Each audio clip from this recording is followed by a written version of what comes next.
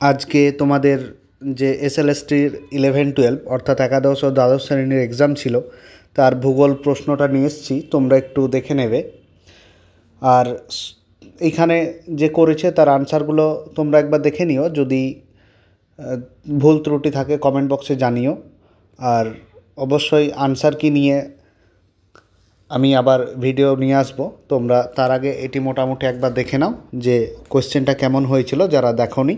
ঠিক আছে, তো তারা এই প্রশ্নটি দেখে মোটামুটি একটা আন্দাজ করে নাও।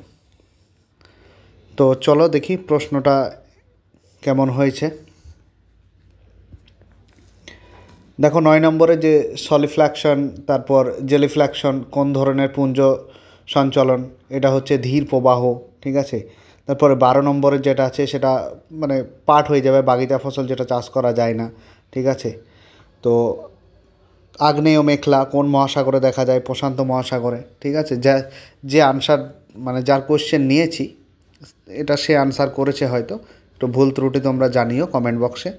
ঠিক আছে, তারপরে দেখো শেষ সীমা যাকে বেস লেভেল বলা হয়, তো এই তত্ত্বের প্রবর্তক কে? পাওয়েল। তারপর সামুদ্রিক যে ট্রান্সফর্ম চুক্তি কোন পাতসীমায় দেখা যায়, সীমানায়, সেটা হচ্ছে নিরপেক্ষ। ঠিক আছে, চলো পরবর্তী প্রশ্নগুলো দেখে নাও।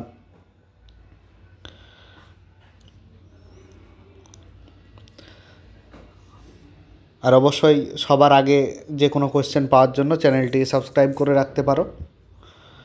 এর আগের বার যেমন হয়েছে এক্সাম, আমি তোমাদের কোয়েশ্চেন প্রোভাইড করি, হয়তো ভুল ত্রুটি কিছুটা থাকে, তোমরা কমেন্ট বক্সে অবশ্যই সেই ভুল ত্রুটি সংশোধন করে দাও।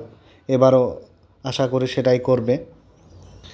তারপরে দেখো যে কোয়েশ্চেনগুলো ঠিকঠাক বোঝা যাচ্ছে না, তবুও তোমরা একটু দেখে নিও। ঠিক আছে, আমি যখন কোশ্চেনটা ভালো পাবো ফাইনাল, তখন আমি আনসার নিয়ে আসবো, তোমরা একটু দেখে নিও।